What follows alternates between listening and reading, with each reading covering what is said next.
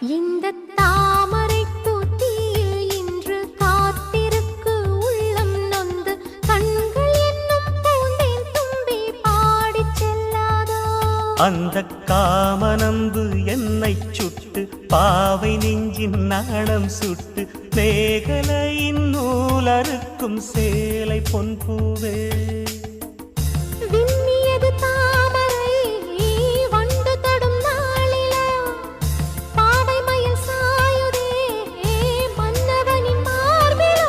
முத்தத்தாலே பெண்ணே சேலை நெய்வேன் கண்ணே.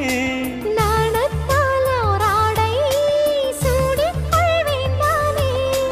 பாயாகும் அடி சொல்லாதே பஞ்சடும் புதையல் ரகசியமே. சாய